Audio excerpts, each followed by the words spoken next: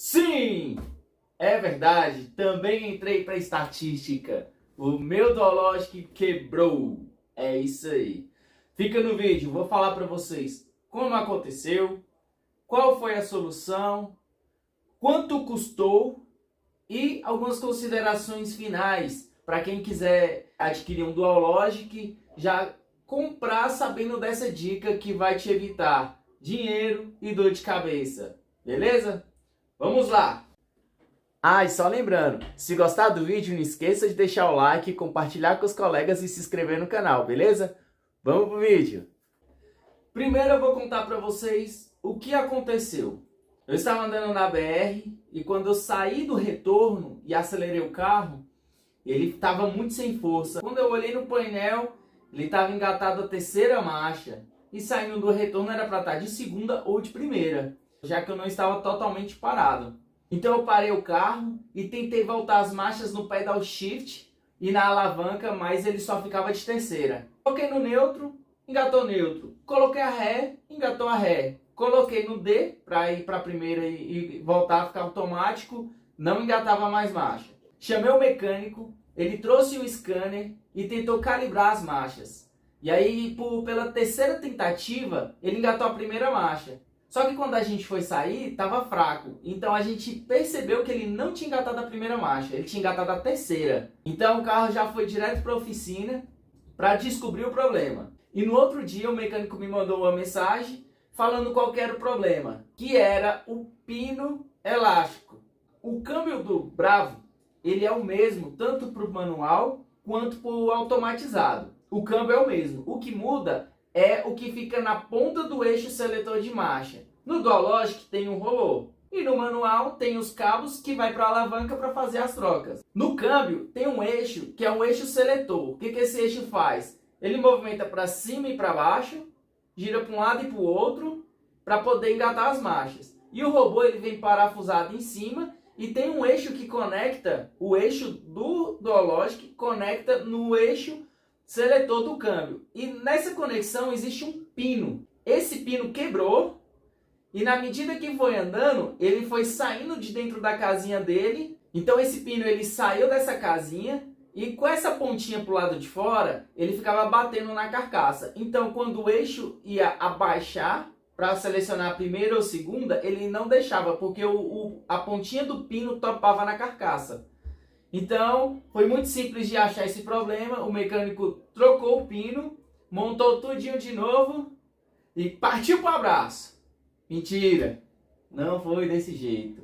O problema, de fato, foi esse pino. Só que ele veio com algumas surpresinhas. O que aconteceu no meu carro pode acontecer em vários outros e eu vou dar a resposta de como solucionar. É uma coisa muito simples e que quebra a cabeça e o cara não descobre o que é. Se liga só. Depois que o mecânico montou tudo direitinho, colocou o scanner e mandou calibrar, na calibragem a gente conseguia ver que ele estava realmente engatando todas as marchas, porque ele tem uma tampinha ali em cima do robô, e nessa tampinha você consegue ver ele trabalhando. Então ele realmente estava engatando todas as marchas. Mas depois que montou o carro todo, ele só ficava de primeira marcha. Ele não selecionava a primeira, a segunda, a terceira, não passava as marchas. Mas colocava no neutro, colocava no ré e colocava na primeira. E era a primeira de fato dessa vez. Depois de quebrar muito a cabeça, a gente chegou a ponto de pegar um robô completo, com solenoides, com sensor completo, e montar no carro, achando que poderia ser o problema no robô. E ficou a mesma coisa, não mudou. Ficava só de primeira marcha. Então a gente devolveu o original para o carro e fomos atrás da solução do problema. Depois de quebrar a cabeça muito, a gente levou o carro para uma oficina, onde era uma oficina que mexe com central e do lado o que mexe com câmbio Dualogic. Então eles trabalharam em conjunto para descobrir qual é o problema. E pasmem, o problema foi desconfiguração do módulo do carro. Não confunda, não é calibragem. O módulo, existe um software para controlar todo o carro. E esse módulo, ele perde a configuração. É como se fosse corromper o arquivo. Então, qual é o trabalho a ser feito? É apagar o sistema do carro e reinstalar de novo. Fazendo uma analogia, é como se formatasse o computador. Ele parou de funcionar, você reinstala o sistema e ele volta a funcionar.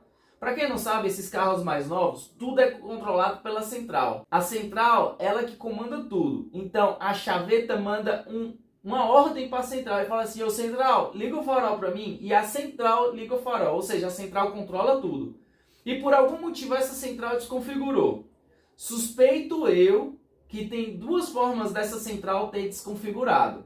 Uma é ter tentado testar o carro sem terminar de montar o setor da bateria, os cabos, tudinho. Ou dois, tentar calibrar o carro com o pino quebrado. Então, uma dessas duas coisas, suspeito eu, tenha desconfigurado a central do carro. Agora vamos aos valores. O pino elástico custou R$50. E como o mecânico não conseguiu solucionar o problema de fato, ele acabou que não me cobrou a montagem desse pino. Quem me cobrou foi o que programou a central e fez o carro voltar a funcionar. Esse outro mecânico me cobrou R$450 para reprogramar o carro. Então, assim que reprogramou o carro voltou a funcionar normal, como era antes. Agora, gente, vamos lá. Para quem está querendo comprar um Dualogic ou está enfrentando problemas no câmbio Dualogic, eu aprendi muito com esse problema. Nós demoramos uma semana para poder deixar o carro funcionando novamente. O mecânico lá trabalhando e eu pesquisando, imaginando o que pode ser. Então eu aprendi bastante sobre câmbio Dualogic. O câmbio automático, a caixa dele já é completa, já tem tudo dentro dele. Já tem a embreagem, que na verdade não é embreagem, é o conversor de torque, mas é o que substitui. Tem as engrenagens que muda a velocidade. Tem as solenoides que faz as trocas. Então assim, tudo é dentro da caixa. Então quando tem um problema, tem que tirar o câmbio todo e abrir a caixa para poder fazer a manutenção. Já o câmbio Dualogic é um pouco diferente. Nós temos a caixa do câmbio manual e o robô ele é parafusado por cima e preso através do eixo que eu mencionei antes. Qual que é a vantagem? A manutenção ela é muito mais simples. Olha nessa foto que eu vou colocar na tela o tamanho do robô. Ou seja, 3 parafusos e algumas conexões você remove o robô. É muito simples. E aí você já tem todo o sistema na mão para poder fazer a manutenção. E o robô ele é tão simples que eu não entendo porque tanto mecânico apanha para esse sistema. Teve mecânico que falou assim: eu nem falei o problema do carro, que era o de não trocar marcha, o cara já vem falando: é melhor você arrancar e colocar para manual. Cara, o cara nem escutou. Ou seja, o cara não sabe nem trabalhar. Ele não sabe consertar. E aí fica querendo empurrar outro serviço para poder tirar o dele, né?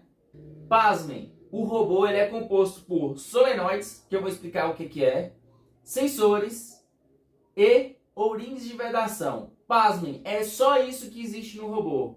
E de outro lado, a gente tem a bomba, o reservatório de óleo e o acumulador de pressão. Porque o sistema, a movimentação dele é toda hidráulica. A bomba gera uma pressão dentro do sistema. E esse sistema tem essas solenoides, que são válvulas. Essas válvulas, elas são extremamente difíceis de estragar. E todas elas vendem no Mercado Livre, vende original e é muito fácil a substituição. Então a pressão de óleo está no sistema. E aí quando é para pressionar a embreagem, por exemplo, a solenoide responsável pela embreagem, ela abre a vazão do óleo, aí a pressão do óleo vai lá e aciona a embreagem. Ah, não é mais para acionar a embreagem? Aí ele fecha a pressão do óleo e a embreagem não é mais pressionada. A mesma coisa para realizar as trocas de marcha. Por exemplo, no eixo seletor, para engatar a primeira marcha, por exemplo, ele tem que ser para baixo e numa direção. Então o que acontece? Existe uma solenoide, não nesse posicionamento, gente. É só para vocês entenderem. Uma solenoide libera a pressão de óleo de cima para baixo. Aí o eixo é empurrado para baixo. Aí uma outra solenoide libera a pressão do eixo seletor para cá. Aí ele empurra para cá. Então aí ele engatou a primeira marcha. Quando vai engatar a segunda, a outra solenoide faz pressão para o outro lado e gira, engata na segunda marcha. Ele funciona dessa forma. As solenoides abrindo e fechando para a pressão do óleo passar de um lado para o outro e realizar a movimentação. Um sensor da posição do eixo, que é para poder ir para baixo, para cima ou no meio. e um outro sensor que é o engate de marcha para um lado e para o outro, e o sensor da embreagem. Como é um sistema hidráulico e se movimenta, então existe anéis de vedação, e esses anéis de vedação, que ele vai nas solenoides, nos eixos, eles se desgastam e em uma hora ele pode apresentar vazamento. E tem um dele, que é o do eixo, que é o que gasta com mais frequência. Se ele começar a ter vazamento, passa óleo para cima do sensor e queima o sensor. Qual que é a solução? Trocar os O-rings de vedação dele e o sensor. Então esse é o funcionamento do robô. E a parte hidráulica é a bomba, o reservatório e o acumulador de pressão. 3 itens muito fáceis de identificar problema. O reservatório, se estiver vazando, está rachado, é trocar. O acumulador de pressão é a pressão não conseguir ficar acumulada por média de 3 trocas de marcha. Então, se ele trocou uma vez, já aciona a bomba. Trocou de outra, aciona a bomba. Possivelmente o acumulador de pressão está com defeito. E se não estiver dando pressão nenhuma no sistema, pode ser a própria bomba elétrica.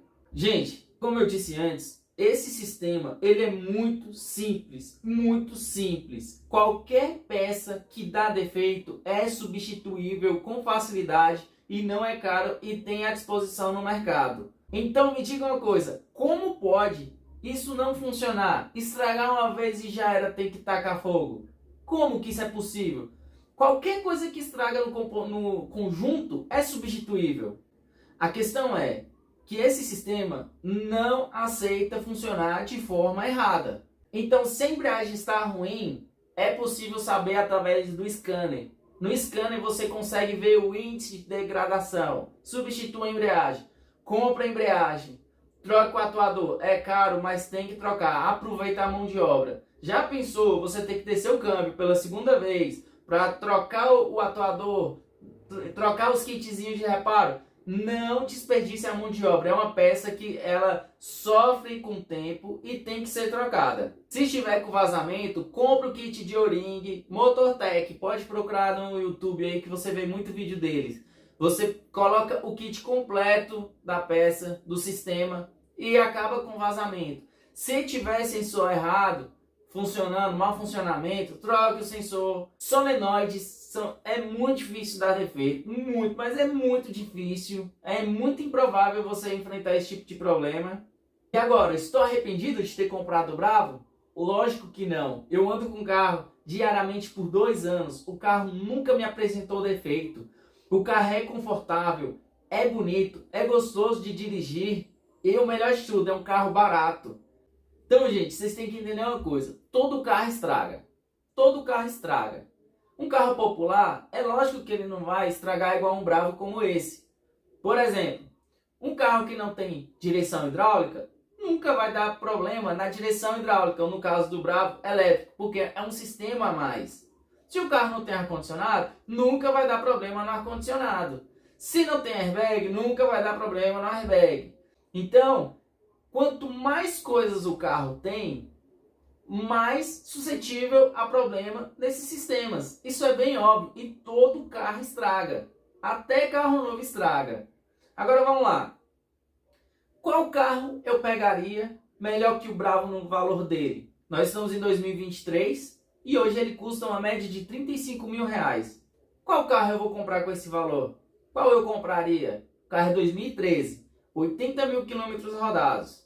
Segundo o dono, todas as revisões, exceto a última, que é a que eu fiz agora, foram feitas na concessionária. Qual carro eu comprarei com esse valor? Nenhum. Então o custo-benefício continua sendo excelente. Então, para sair do Bravo e para um carro novo, aí já aumenta muito, né? Que é mais ou menos umas 5 vezes o valor do Bravo. Um do mesmo porte, que seja hatch médio, que seja espaçoso, que seja bonito, que tenha um motor fortezinho. Então seria mais ou menos isso. Então o custo é muito alto. O problema é que não é fácil você achar um lugar que você chega lá, entrega o carro e fala assim, resolve, e o cara resolve qualquer tipo de problema. Não é comum você encontrar esse pessoal. Informação a gente já tem demais na internet. E mecânico que faz o básico também tem. Mas esses detalhezinhos acaba dificultando um pouco mais. Eu deixarei de ter o carro? Jamais. Jamais eu deixarei de ter o carro por conta disso. E se alguém estiver de saco cheio, não quiser mais duológico, joguei a toalha, não quero mais insistir porque não estou conseguindo resolver, eu fiz uma pesquisa, a mérito de curiosidade, o que precisaria para transformar o automatizado no câmbio manual. Fiz um orçamento de todas as peças necessárias, que é a alavanca manual com os cabos, o garfo que fica no eixo seletor do câmbio, o pedal de embreagem e a bombinha do hidráulico lá que aciona a embreagem.